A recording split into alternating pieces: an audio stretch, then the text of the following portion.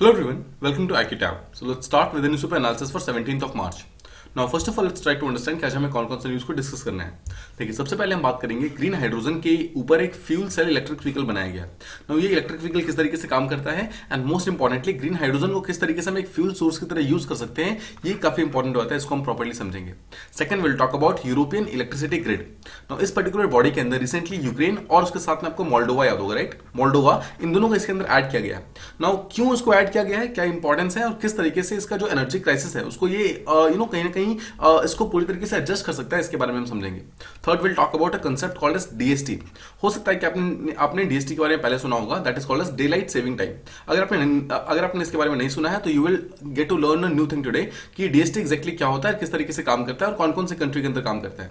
Similarly will talk about iron age का एक memorial हमें मिला है जिसे एक मैनहीर बोलते हैं, ठीक है? मैनहीर्स हमें यहाँ पर तेलंगाना के अंदर मिले हैं रिसेंटली, तो इसकी क्या इंपॉर्टेंस होती है और किस तरीके से आयरन एज तक हम पहुंच सकते हैं उसको हम समझेंगे। Let's talk about the first one. यहां हम बात करते हैं ग्रीन हाइड्रोजन से बनाया हुआ एक फ्यूल सेल इलेक्ट्रिक व्हीकल है। इस पर्टिकुलर व्हीकल का काम क्या है, किस तरीके से इसको यूज किया जाएगा, इसको हम समझते हैं। रिसेंटली हमारे जो ministry of road transport and highways है, उन्होंने रिसेंटली एक टाइप का पायलट प्रोजेक्ट स्टार्ट किया है, जिसके थ्रू उन्होंने एक ऐसा इलेक्ट्रिक व्हीकल को स्टार्ट किया है जो कि हाइड्रोजन के बेस्ड फ्यूल सेल के ऊपर मतलब मूव करेगा। देखिए समझिए इसको, इसका मतलब क्या है, ये एक ऐसा इलेक्ट्रिक व्हीकल है, इसका मतलब क्या है, अगर तो इलेक्ट्रिक व्हीकल है इसका मतलब है पेट्रोल और डीजल को यूज नहीं करेगा। सेकंड चीज, ये एक टाइप के फ्यूल सेल के ऊपर यानी कि एक टाइप के बैटरी के ऊपर चलेगा। देखिए फ्यूल सेल को बैटरी बोलते हैं, ठीक है, सिंपल वर्ड्स में। और ये बैटरी कौन सी होगी, ये बैटरी एक अलग तरीके की बैटरी होगी जो कि ग्रीन हाइड्रोजन के ऊपर चलेगी। नाउ हाइड्रोजन फ्यूल आपने सुना होगा, ग्रीन हाइड्रोजन क्या होता है उसको हम थोड़ी देर में समझेंगे। टोयोटा नाम की कंपनी है जो कि जापान की कंपनी है, उसने इस चीज को स्टार्ट किया है, मतलब उसी के साथ मॉडलिंग करके, मतलब उसी के साथ एक टाइप का पार्टनरशिप करके इस पर्टिकुलर व्हीकल का एक टाइप का मॉडल बनाया गया है। और टोयोटा जो है वो यहाँ पर IC80 नाम की कंपनी के साथ काम कर रही है, जिसका मतलब है international centre for automobile technology. ये इंडिया की कंपनी है जो कि मिनिस्ट्री ऑफ जो रोड ट्रांसपोर्ट है उसके अंदर काम करती है, और दोनों ही जो ये बॉडीज हैं दोनों साथ में मिलकर इस चीज को प्रॉपर्ली स्टडी कर रहे हैं और इसको इवेल्युएट करने की कोशिश कर रहे हैं कि किस तरीके से हम एक ऐसा इलेक्ट्रिक व्हीकल बना सकते हैं जो कि वर्ल्ड का सबसे ज्यादा एडवांस्ड फ्यूल सेल को यूज कर सकता है। मतलब कि हाइड्रोजन को यूज करके हम वर्ल्ड के सबसे एडवांस्ड फ्यूल सेल को बना सकते हैं और उसके थ्रू हम एक टाइप का ऐसा इलेक्ट्रिक व्हीकल बना सकते हैं जो कि बहुत ही अच्छे तरीके से उसकी एफिशिएंसी को इंक्रीज कर सकता है। इसका नाम रखा गया है टोयोटा मिराई। टोयोटा मिराई क्या होता है, ठीक है, तो टोयोटा मिराई जो बेसिकली इस पर्टिकुलर कार का नाम रखा गया है और इसी के थ्रू इस चीज को यहाँ पे डेवलप करने की कोशिश की जा रही है।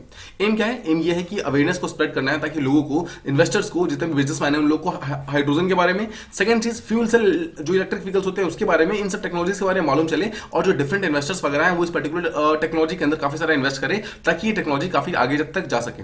अब देखिए टोयोटा मिराई जो है उसको 2014 के अंदर लॉन्च किया गया था और ये वर्ल्ड की one of the first hydrogen fuel electric vehicles बनने वाला था। तब से मतलब 2014 से इसको बनाने की लगातार कोशिश चल रही है और 2022 के अंदर फाइनली कल जाकर इसको लॉन्च किया गया। मिराई वर्ड जो है एक टाइप का जापानीज वर्ड है, इसका मतलब होता है फ्यूचर। सो बेसिकली ये एक तरीके का फ्यूचर ही है जहां पर हम पेट्रोल डीजल से पूरी तरीके से खुद को हटके, यहां तक कि जो बैटरीज होती हैं उससे भी हट करके हम एक और एडवांस फीचर में जा सकते हैं जहां पर हम हाइड्रोजन को डायरेक्टली एक टाइप का सोर्स ऑफ एनर्जी की तरह यूज कर सकते हैं। यहां पर एम क्या है, सबसे बड़ी चीज ये है कि जो टोयोटा मिराई है उसके अंदर हाइड्रोजन फ्यूल का सेल बैटरी को हम यूज करेंगे। मतलब एक नॉर्मल बैटरी को यूज नहीं करेंगे, हम हाइड्रोजन फ्यूल का जो सेल बैटरी है उसको यूज करेंगे। किस तरीके से हाइड्रोजन का फ्यूल बना सकते हैं उसको मैं आपको थोड़ी देर में समझाऊंगा, बट उससे पहले बस शॉर्ट में समझ लीजिए। टोयोटा मिराई एक ऐसी गाड़ी है जिस चीज के अंदर मतलब बेसिकली एक टाइप का इलेक्ट्रिक व्हीकल है और इसके अंदर जो भी फ्यूल वगैरह होगा वो हाइड्रोजन की तरह यूज होगा, ठीक है। अब देखिए सबसे अच्छी इंपॉर्टेंट चीज ये है कि इसको चार्ज करने में सिर्फ 5 मिनट लगते हैं और एक बार चार्ज होने पर ये ऑलमोस्ट 650 किलोमीटर ट्रैवल कर सकती है। सोचिए, this is the kind of efficiency that we are talking about. अगले कुछ सालों के अंदर हो सकता है कि ये चीज मार्केट के अंदर आ जाए, because right now this is just a pilot project के रूप में इसको लॉन्च किया गया है, जहां पर सिर्फ 5 मिनट चार्ज करके आप ऑलमोस्ट 650 किलोमीटर तक ट्रैवल कर सकते हैं and you don't have to charge in between. अब देखिए जो फ्यूल सेल इलेक्ट्रिक व्हीकल होता है वो होता क्या है, देखिए एक ऐसा इलेक्ट्रिक व्हीकल जिसका जो बैटरीज वगैरह जो फ्यूल सेल्स हैं वो हाइड्रोजन के ऊपर चलता है, उसे कहते हैं FCEV यानी कि fuel cell electric vehicle. Second चीज, ये पूरी तरीके से एनवायरमेंट फ्रेंडली होता है, बिकॉज देखिए ऑब्वियसली हम जानते हैं कि हाइड्रोजन वन ऑफ द सबसे क्लीनेस्ट जो फ्यूल्स होते हैं उनमें से एक है, तो इसलिए बहुत ही एनवायरमेंट फ्रेंडली है। और सेकंड चीज, इसका जो टेल पाइप एमिशन है वो बिल्कुल जीरो होता है। What is the meaning of tell pipe emission, अगर आपने गाड़ी देखी होगी, देखिए ऐसी आपने देखी गाड़ी है, उसके पीछे आप देखेंगे तो छोटा सा यहाँ पर एक ऐसा मतलब वो बना होता है जिसके थ्रू धुआं निकलता है, राइट? जब भी मूव करता है गाड़ी तो वहां से धुआं निकलता है ना, उसे बोलते, इस पर्टिकुलर चीज को बोलते हैं टेल पाइप, ठीक है। और इस टेल पाइप से जितना भी एमिशन होता है वो बिल्कुल जीरो हो जाएगा। उसके कारण क्या होगा, बिल्कुल भी इससे एमिशन नहीं होगा, मतलब कोई भी CO2 वगैरह या फिर कोई भी ऐसा गैसेस जो कि हमारे एनवायरमेंट को आगे जाकर पॉल्यूट कर सकता है, ऐसा कोई भी गैस इसके थ्रू रिलीज नहीं होगा। मोस्ट इंपॉर्टेंट चीज, लेट्स ट्राई टू अंडरस्टैंड कि एग्जैक्टली ये गाड़ी काम कैसे करेगी। देखिए समझते हैं ये फ्यूल सेल किस तरीके से इस गाड़ी के अंदर रखा जाएगा ना। एक चीज आपको याद होगा, जो गाड़ी का जो नीचे वाला पार्ट होता है, जो मतलब सीट्स के नीचे वाला पार्ट होता है, वहां पर बैटरीज को डाला जाता है। सिमिलरली जो हाइड्रोजन के टैंक्स वगैरह होंगे, ठीक है, देखिए यहां हम बैटरीज की बात नहीं कर रहे हैं, यहां पर हम हाइड्रोजन टैंक्स की बात कर रहे हैं। तो यहां पर जो हम हाइड्रोजन के टैंक्स वगैरह डालेंगे ना, वो भी हम वहीं पे मतलब सीट के नीचे वाले पार्ट में डालेंगे ना। उसी पर्टिकुलर पार्ट से हम एक ऐसा वायर को मतलब जोड़ के रखेंगे जो कि एक्चुअली इस डायरेक्टली जो फ्यूल सेल का जो स्टैक होता है, मतलब सिंपल वर्ड्स में आप इसे बैटरी समझ सकते हैं, बैटरी के साथ डायरेक्टली कनेक्टेड होगा, जो कि इसको एनर्जी सप्लाई करेगा। इसके जस्ट ऊपर ये यहां पर एक टाइप का आप देख सकते हैं पावर का कंट्रोल यूनिट है, जो कि डायरेक्टली देखिए नीचे वाला जो है आप देख सकते हैं वो एक टाइप का मोटर है, और मोटर से इलेक्ट्रिसिटी कन्वर्ट होगी और इसके थ्रू इस पर्टिकुलर कंट्रोल यूनिट के अंदर जाएगी और इससे इस गाड़ी को एनर्जी मिलेगी और उसके थ्रू जो गाड़ी है मूव कर सकती है। सिंपल वर्ड्स में एक टाइप का इलेक्ट्रिक व्हीकल है, और ये टाइप का इलेक्ट्रिक व्हीकल ऐसा व्हीकल है जो कि हाइड्रोजन को एज अ मतलब फ्यूल सोर्स की तरह यूज कर रहा है। ठीक है, इसके बारे में बहुत डीप में जाने की जरूरत नहीं है, बट सिंपल चीज आप समझ सकते थे। Alright, let's try to understand कि ग्रीन हाइड्रोजन क्या होता है। नाउ आपको एक चीज पता होगा कि हाइड्रोजन बहुत डिफरेंट टाइप्स का होता है, उनमें से एक जो one of the most important है that is called as green hydrogen. Now देखिए, आप नाम से इसका मीनिंग बहुत इजीली निकाल सकते हैं, बिकॉज ऐसा कोई भी हाइड्रोजन जो कि ग्रीन सोर्सेज से बनाया गया है उसे कहते हैं green hydrogen. Again simple words में, ऐसा कोई भी हाइड्रोजन जो कि रेन्यूएबल सोर्सेज ऑफ एनर्जी से बनाया गया है उसे कहते हैं ग्रीन हाइड्रोजन। नाउ बिफोर मतलब seeing this particular right up, मैं आपको छोटा सा शॉर्ट में समझाता हूं कि एग्जैक्टली क्या है। देखिए, एक सिंपल सा प्रोसेस है। जस्ट सपोज आपने विंड एनर्जी को या फिर सोलर एनर्जी को यूज करके आपने क्लीन एनर्जी को बनाया, ठीक है, जनरेट किया। अब जब आपने क्लीन एनर्जी को जनरेट कर लिया तो क्या करते हैं आप उस पर्टिकुलर एनर्जी को एक जगह पे स्टोर कर लेते हैं, राइट। एनर्जी का मतलब क्या, आपका इलेक्ट्रिसिटी है, सिंपल है, ठीक है। आपने इलेक्ट्रिसिटी को स्टोर कर लिया, उसके बाद आपने क्या किया, उसी पर्टिकुलर इलेक्ट्रिसिटी यानी कि उस पर्टिकुलर एनर्जी को आपने वाटर के साथ एक टाइप का रिएक्शन करवाया। जब उस इलेक्ट्रिसिटी का वाटर के साथ रिएक्शन होता है तो क्या होता है, वाटर का मतलब क्या है, H2O। अब देखिए, H2O के अंदर जब भी आप इलेक्ट्रिसिटी डालेंगे ना, that thing is called as electrolysis, ठीक है। Just remember this word, electrolysis बोलते हैं उसे।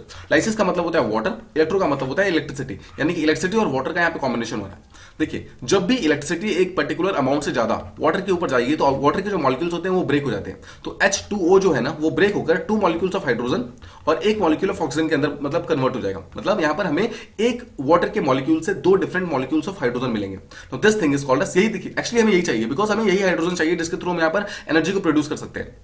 नाउ व्हाट हैपेंस इज, देखिए यहाँ पर हमने सिंपल सा इलेक्ट्रिसिटी बनाया था सोलर या फिर विंड एनर्जी से, उसी पर्टिकुलर इलेक्ट्रिसिटी को हमने पानी के थ्रू मतलब मूव कराया। जब हमने दोनों का यहाँ पर कॉम्बिनेशन कराया तो ऑटोमेटिकली जो H2O था वो 2 हाइड्रोजन का मॉलिक्यूल्स में ब्रेक हो गया। अब जैसे ये ब्रेक हुआ तो क्या हुआ, ऑक्सीजन हमारा अलग हो गया। ऑक्सीजन को हमने अपने डिफरेंट कामों के लिए यूज कर लिया, और उसके अलावा जो दोनों हाइड्रोजन था उसको हमने मतलब स्टोर करके यहाँ पर उसको कहीं ना कहीं कंप्रेस कर दिया। Now what we did was, 2 molecules of hydrogen हमें हर एक वाटर के मॉलिक्यूल से मिल जाएगा।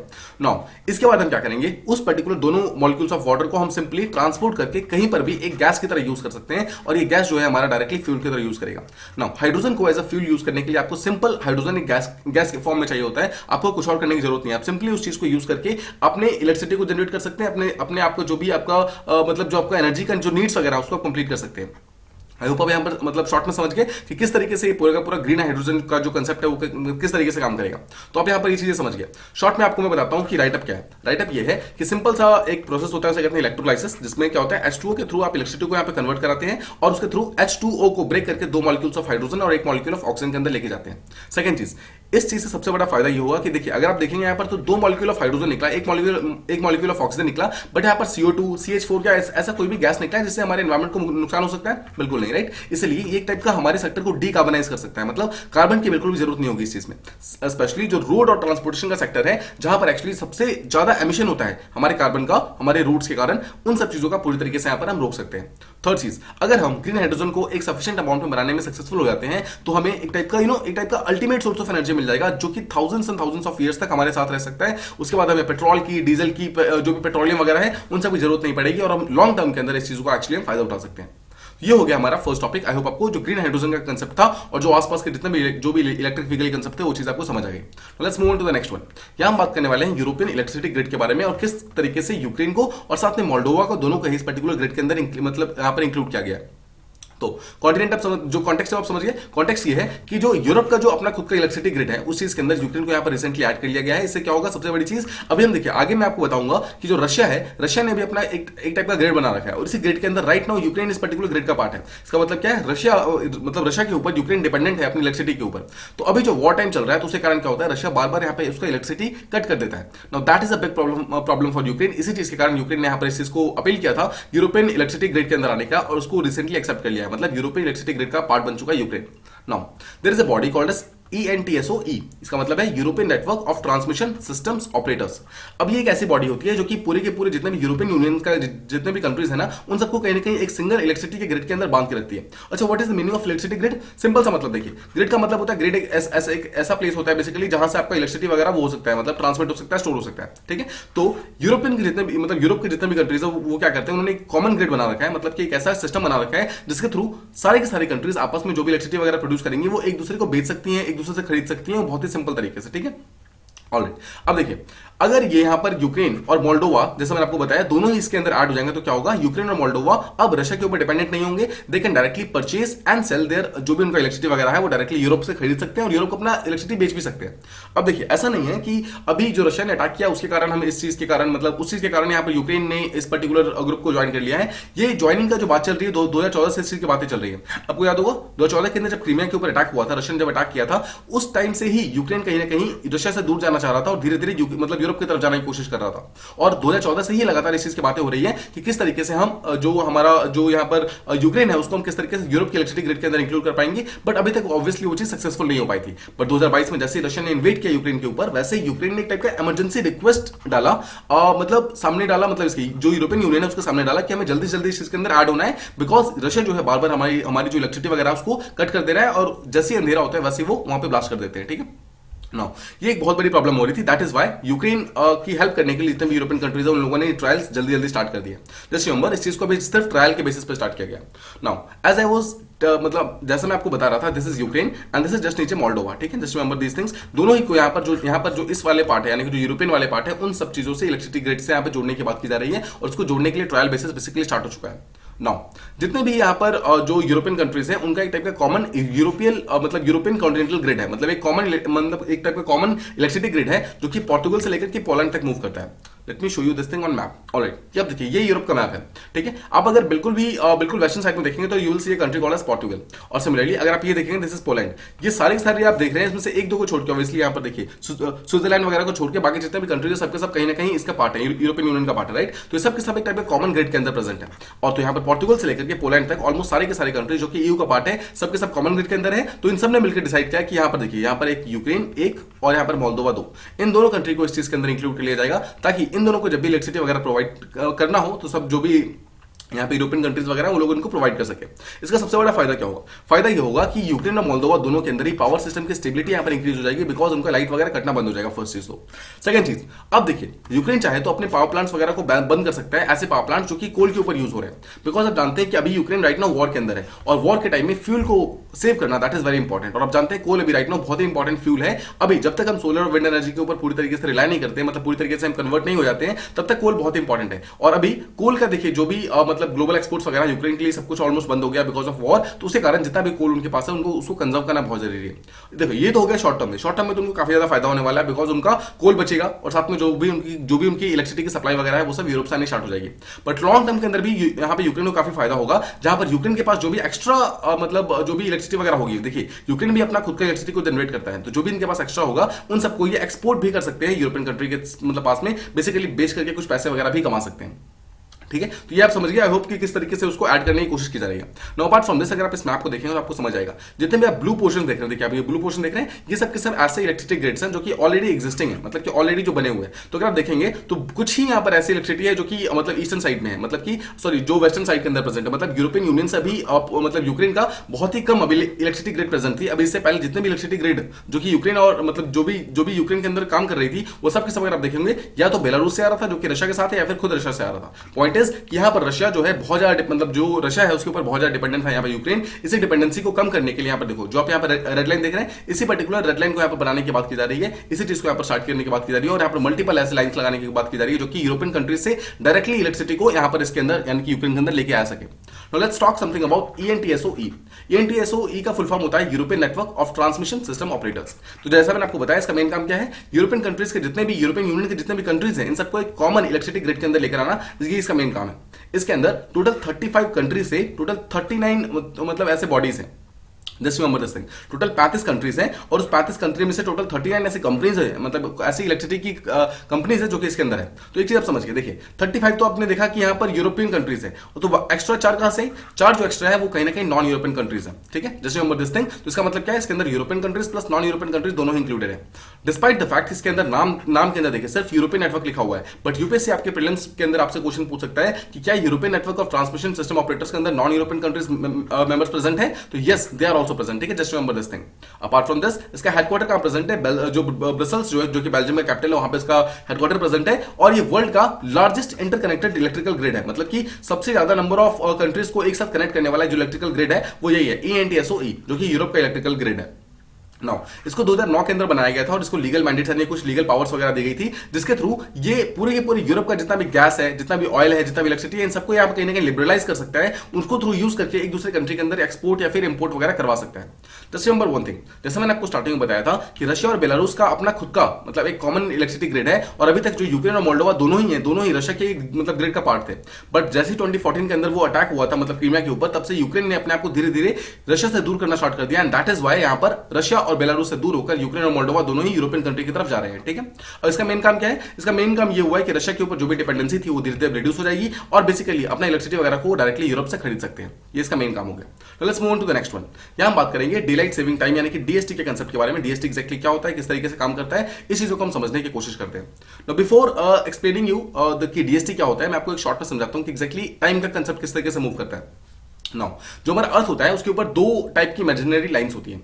First is called as latitudes. Latitude वो लाइन होती है जो कि इस तरीके से होती है, देखिए जो इस तरीके से जो कि ईस्ट टू वेस्ट मूव करती है, they are called as latitudes, ठीक है। तो यहाँ पर जो आप बिल्कुल जीरो मतलब बीच में देखेंगे that is called as 0 degree. 0 degree से लेकर 90 डिग्री तक ऊपर होता है और 0 डिग्री से लेकर 90 डिग्री तक नीचे होता है, मतलब नॉर्थ में 90 और साउथ में 90। इसका मतलब क्या है, अगर आपसे क्वेश्चन पूछा जाए तो total number of latitudinal lines कितनी होती है, तो कितनी होती है देखिए, एक तो हो गया आपका 0 डिग्री, ठीक है, साथ में हो गया आपका 1 से लेकर 90 डिग्री, ठीक है, मतलब आपकी 90 लाइन्स वहां पर हो गए और 90 लाइन्स आपके नीचे हो जाएंगे, देखिए 1 से लेकर 90 तक। तो आपकी total number of latitudinal lines कितनी होती है, 90 प्लस 90 180 प्लस यहाँ पर 0 डिग्री भी तो है, यानी कि 181। जस्ट रिमेंबर दिस थिंग कि total number of latitudinal lines होती हैं, दे आर 181।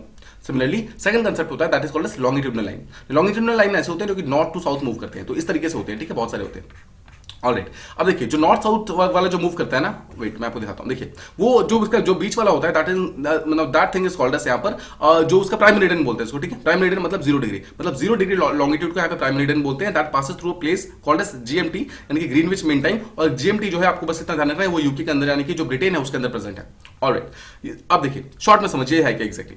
अब अगर आप 0 डिग्री को समझेंगे, 0 डिग्री के अलावा और भी बहुत सारे ऐसे लॉन्गिट्यूड्स प्रेजेंट है जो कि हमारे पूरे वर्ल्ड के अंदर प्रेजेंट है। टोटल मिलाकर 360 डिग्रीज, मतलब टोटल 360 लॉन्गिट्यूडनल लाइंस यहां पे प्रेजेंट है, ठीक है। Just remember this thing. तो अगर आपसे कोई पूछता है कि नंबर ऑफ लैटिट्यूडनल लाइंस कितनी है, तो 181, बट लॉन्गिट्यूडनल लाइंस कितनी है 360।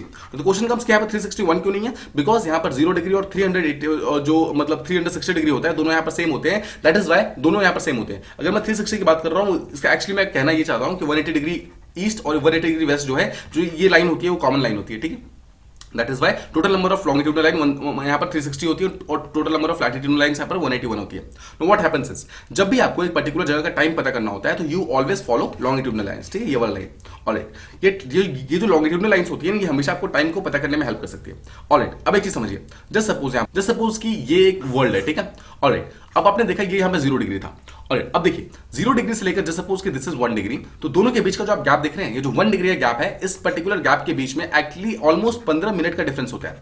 मतलब हर एक डिग्री मूव करने पे आप 15 मिनट आगे जाते हैं और इस तरफ मूव करने पे आप 15 मिनट पीछे जाते हैं, ठीक है। आपने ज्योग्राफी के अंदर ये कंसेप्ट ऑलरेडी पढ़ा होगा, तो उसके मतलब डीप में मैं नहीं जाऊंगा, मैं आपको शॉर्ट में बता रहा हूं बस कि हर एक डिग्री मूव करने पे आप 15 मिनट का डिफरेंस आता है। इसका मतलब क्या है, हर 4 डिग्री मूव करने में आप पे यहाँ पर 1 आवर का डिफरेंस आएगा, ठीक है। अब देखिए हर 4 डिग्री जब मूव कर रहे हैं तो यहाँ पर क्या हो रहा है, एंड इस तरीके से मूव करते करते क्या होता है, टोटल 24 डिग्रीज होते हैं, मतलब टोटल यहाँ पर 24 आवर्स होते हैं और इस तरीके से मूव करते करते टोटल 360 डिग्रीज हो जाती है, ठीक है। सो जस्ट रिमेंबर, ये वाला फैक्ट छोड़ दीजिए, ये वाला fact just ignore this. Just remember this particular fact कि हर 15 डिग्री मूव करने पर आपको 1 घंटे का डिफरेंस होता है, ठीक है। Just remember this line. Alright, अब देखिए होता क्या है, जब भी आप ऐसे ऐसे हर 15 डिग्री आप आगे मूव करेंगे तो क्या होगा, 1 घंटा आपका चेंज हो जाएगा, ठीक है, एक घंटा चेंज होता जाएगा।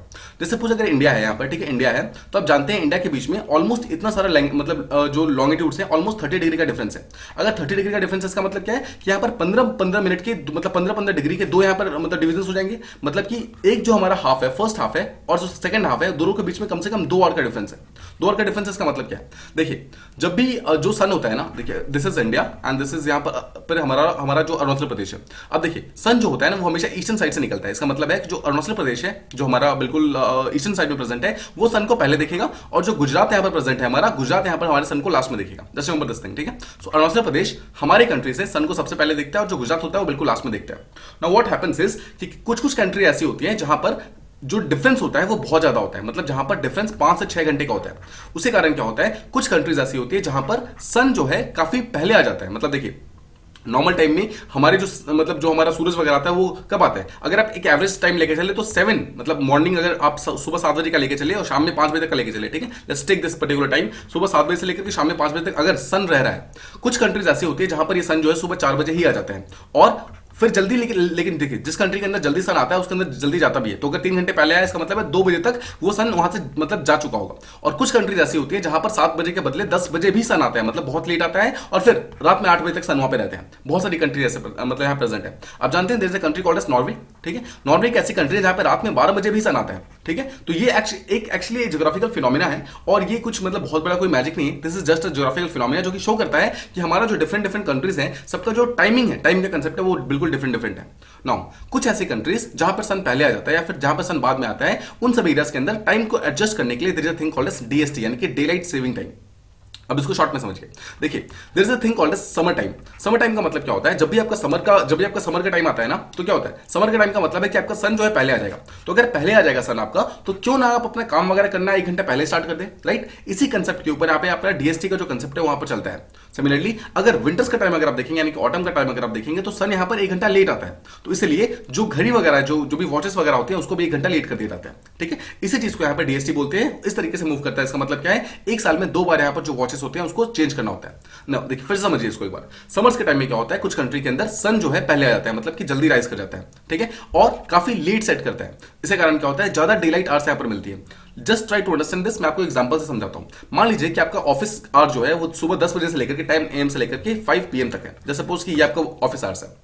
नाउ कुछ कंट्रीज ऐसी है जहां पर जो सन है वो सुबह 6 o'clock आ जा रहा है। तो अगर आप किसी तरीके से इस पर्टिकुलर टाइम को अगर यूटिलाइज करना चाहते हैं, बिकॉज आप देखते हैं कि देखिए, अगर आप सुबह 6 बजे से मतलब अगर अपना काम वगैरह करना स्टार्ट करते हैं, या फिर अगर मतलब 6 बजे आपका सन आ जा रहा है, तो अगर आप अपने काम को 9 बजे भी स्टार्ट करते हैं, 9 बजे भी स्टार्ट करते हैं, और अगर आप काम को 1 घंटा पहले स्टार्ट किया तो 1 घंटा पहले खत्म कर सकते हैं, 4 बजे खत्म कर देते हैं, तो आप अपने डे लाइट को पकड़ सकते हैं। इसका मतलब क्या है? जो आपका सनलाइट है उस पर्टिकुलर सनलाइट के अंदर आप यूज कर सकते हैं। इसका सबसे बड़ा फायदा क्या होगा? देखिए, सबसे बड़ा फायदा होगा कि जस्ट सपोज कि 4 बजे अगर अंधेरा हो जाता है, जस्ट सपोज कि 4 बजे अंधेरा हो जाता है, तो अगर 4 से 5 तक अगर आप ऑफिस का आवर रखते हैं, तो क्या होगा? 1 घंटे तक आपको यहाँ पे इलेक्ट्रिसिटी को यूज करना पड़ेगा। तो जो एक्स्ट्रा यहाँ पे कंजम्पशन ऑफ इलेक्ट्रिसिटी होती है, इस चीज को बचा सकते हैं अगर आप डीएसटी को यूज करेंगे तो।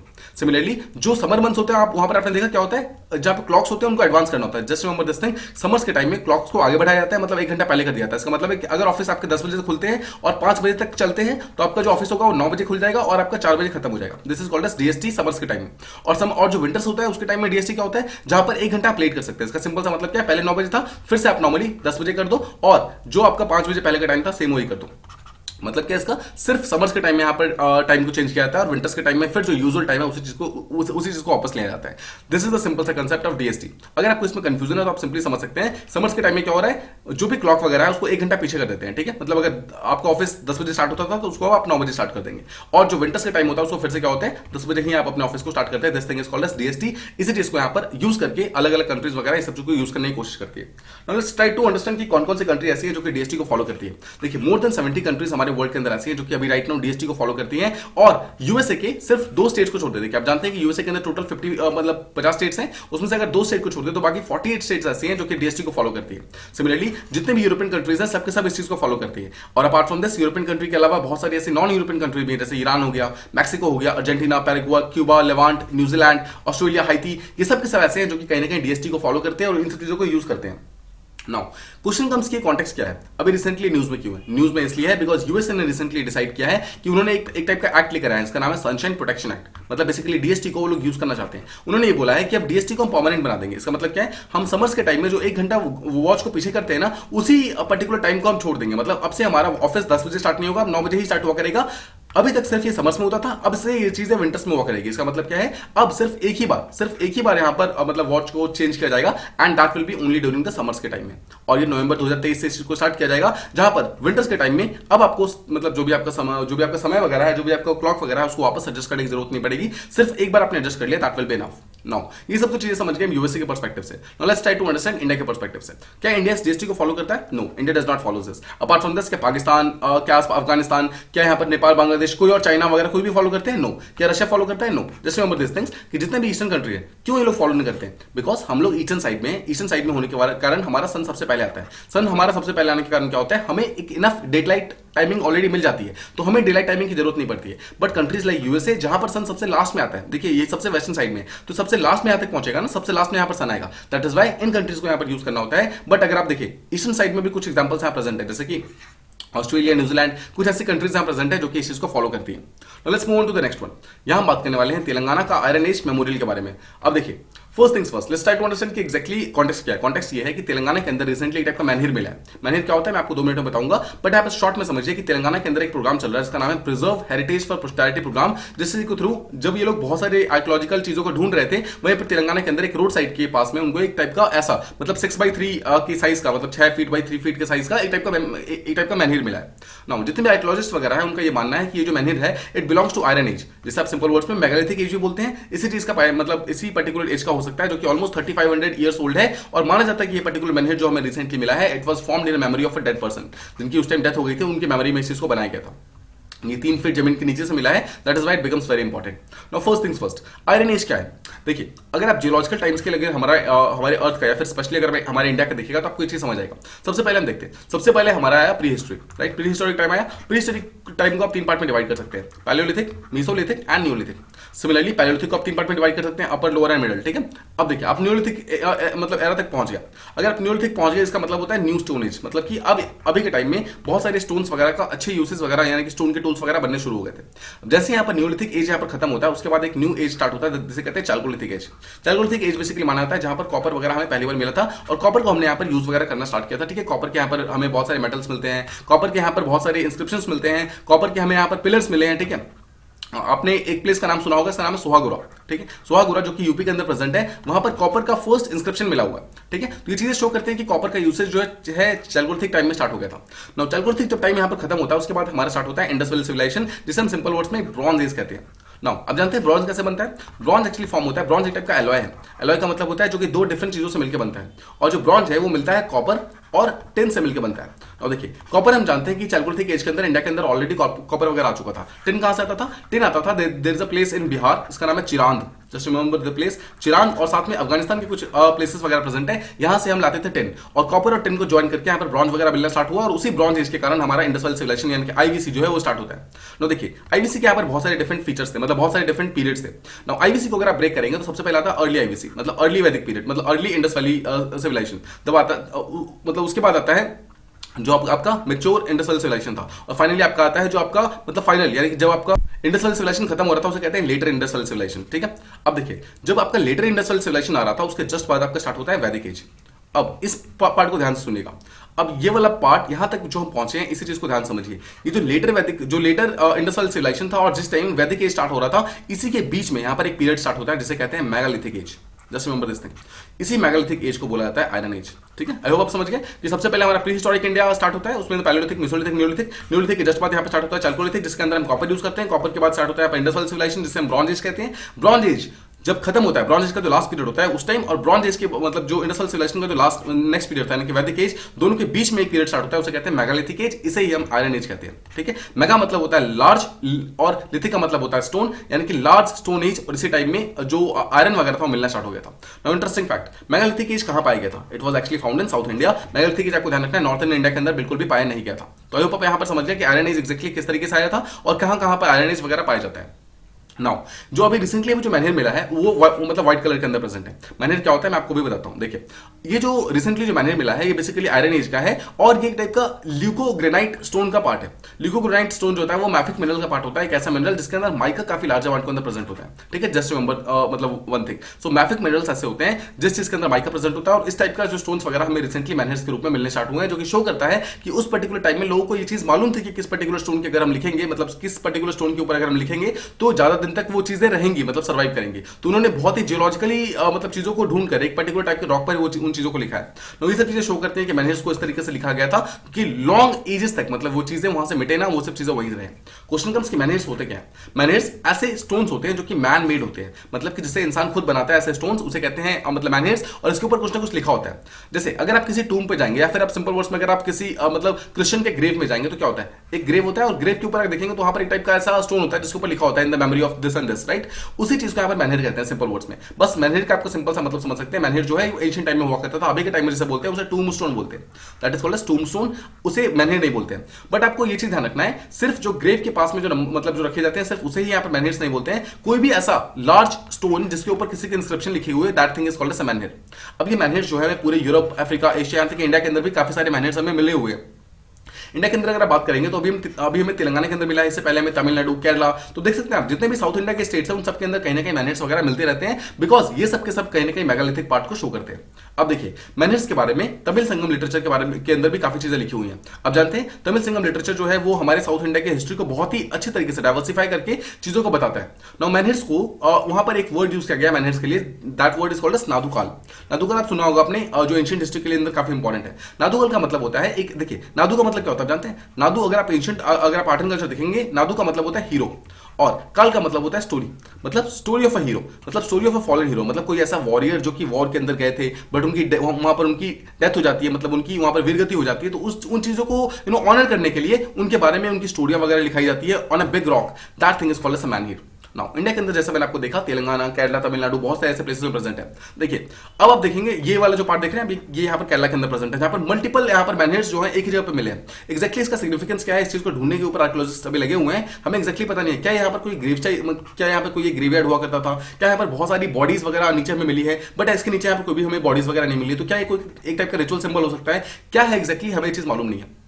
सिमिलरली अगर आप देखेंगे, देखिए यहाँ पर मैनहेर जो है ये इस तरीके के शेप का है, मतलब जहां पर नीचे जो है काफी वाइड के शेप में है, ये भी हमें केरला के अंदर मिला हुआ है, राइट, और ऊपर वाला पार्ट है वो काफी नैरो है। तो एक्जैक्टली क्या सिग्निफाई करता है, डिफरेंट टाइप के मैनहेर्स क्यों बनाए गए थे, किसका क्या काम है, वो चीजें हमें अभी तक मालूम नहीं चली है। सिमिलरली बहुत सारे मैनहेर्स ऐसे मिले जो कि बहुत ही छोटे छोटे हैं, बट उनके ऊपर काफी सारे डिफरेंट टाइप के डिजाइन, एनिमल्स देखिए आप देख सकते हैं यहाँ पर बहुत सारे एनिमल्स, यहाँ पर एक पर्टिकुलर पर्सन है जिसके आसपास में बहुत सारी चीजें बनाई गई हैं, तो इंस्क्रिप्शंस वगैरह बने हैं। सिमिलरली कुछ ऐसी जगह पर मैनहेर्स वगैरह मिले हैं जहां पर एक पर्टिकुलर टाइप के सिंबल्स शो किए गए हैं, मतलब देख सकते हैं एक पर्टिकुलर नंबर ऑफ, जैसे देखिए यहाँ पर 4 मैनहेर्स प्रेजेंट है। सिमिलरली बहुत सारे ऐसे प्लेसेस हैं जहां पर 4 मैनहेर्स ही प्रेजेंट है, मतलब क्या ये किसी रिचुअल का पार्ट हो सकता है क्या, या फिर किसी और मतलब चीजों को ये शो करता है क्या, ये किसी मतलब किसी फेथ को शो करता है, क्या है एक्जैक्टली हमें चीजें मालूम नहीं है। बट हम मैनहेर्स के बारे में, इंस्क्रिप्शन वगैरह को हम मतलब प्रॉपर्ली स्टडी कर रहे हैं, हम हमारे जो भी हमारे आर्कियोलॉजिस्ट वगैरह हैं वो सब चीजों को मालूम करने की कोशिश कर रहे हैं। तो ये हो गया हमारा आज का डिस्कशन, इसमें हमने जितने भी इंपॉर्टेंट चीजें थी उसको हमने प्रॉपर्ली समझा। आज कुछ क्वेश्चन है जिसे आप ट्राई कर सकते हैं। द फर्स्ट क्वेश्चन इज कि fuel cell electric vehicle, it uses which energy as its fuel. Second question is which process is used to produce green hydrogen, process का नाम बताना है आपको। थर्ड क्वेश्चन इज कि how many countries are a part of ENTSO-E, ठीक है, इसका part मतलब कितना नंबर ऑफ कंट्रीज इसके पार्ट है। Next is which SAARC countries follow the DST, जो DST यानी डेलाइट सेविंग टाइम का जो कंसेप्ट होता है उसको कौन से सार्क कंट्री ऐसे जो कि फॉलो करते हैं। Next is in DST clocks are advanced by 1 hour in summers and receded by 1 hour in winters, true या फिर false. And the final question is the menhirs found in Telangana recently is the first such found in India, true या फिर false, ये सब आपको बताने हैं, ठीक है। कल के क्वेश्चन है उसे हम देख लेते हैं। First question was among the rivers to be rejuvenated which two major rivers are not a part of the project। आपको याद है टोटल 13 रिवर्स का यहाँ पर प्रोजेक्ट बनाया गया जिसके अंदर Ganga and Indus they are the 2 major rivers जो कि इसके पार्ट नहीं है। सेकंड क्वेश्चन वाज कि बॉर्न चैलेंज किस चीज से रिलेटेड है। नाउ जस्ट रिमेंबर कि Bonn challenge is related to restoration of the forest, जितना भी डिग्रेडेड लैंड है उसको रिस्टोर करके फिर से कल्टिवेबल लैंड बनाना है, ये इस चीज का मेन काम है और ये हमने 2050 तक का टारगेट रखा हुआ है। Next is which country has recently proposed the adoption of international day of Islamophobia। आपको याद है पाकिस्तान ने रिसेंटली यूएन जनरल असेंबली के अंदर इसको एक्सेप्ट किया गया, मतलब इसको बोला गया है और उसको एक्सेप्ट भी कर लिया गया है, जहां पर बोला गया 15th of March every year will be celebrated as international day of Islamophobia.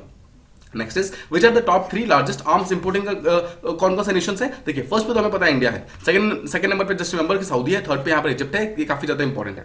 Next question comes which percentage of मतलब व्हाट परसेंटेज ऑफ 2022-23 का budget it has been allocated for the upliftment of domestic manufacturers? Total of 68%, जो total budget है वो domestic manufacturers को यहाँ पर दिया गया है। नेक्स्ट क्वेश्चन वाज कि aquarium has recently launch in which Indian state? It has been launch in यहाँ पर Karnataka. And the final question was true false के फॉर्मेट में, higher the value of crop diversification index lesser the diversification potential, this is a false statement. जितना ज्यादा यहाँ पर crop diversification index का value होगा उतना ज्यादा यहाँ पर डाइवर्सिफिकेशन का उसका पोटेंशियल होगा उस पर्टिकुलर लैंड का। तो ये था हमारा आज का डिस्कशन, जिसके अंदर हमने सारे क्वेश्चंस और सारे जितने भी टॉपिक्स वगैरह थे उसको हमने प्रॉपर्ली समझा। जस्ट कीप रिवाइजिंग देम, ठीक है? जितने भी आपने पुराने करंट अफेयर्स वगैरह पढ़े हैं, अगर आप किसी एक पर्टिकुलर कोचिंग को फॉलो कर रहे हैं या फिर आप इसको फॉलो कर रहे हैं, जिसको भी फॉलो कर रहे हैं उसको आप लगातार उसको रिवाइज करते रहिए। और सेकंड चीज, जितने भी आपका स्टैटिक सब्जेक्ट है उसको लगातार रिवाइज करते रहिए, ठीक है? Don't leave anything for the end, last के लिए कुछ मत छोड़िएगा, आज ही सब कुछ रिवाइज करते रहिए। Try to cover all the static syllabus first of all. जितना भी आपका स्टैटिक है वो आपका बिल्कुल ऑन टिप्स होना चाहिए। अगर आपका वो ऑन टिप्स है तो आपका एग्जामिनेशन बहुत इजीली मतलब क्लियर हो सकता है, ठीक है? ऑलराइट, सो कीप स्टडिंग, और अगर ये वीडियो अच्छी लगी हो तो please do like, share and subscribe, and thank you so much for listening.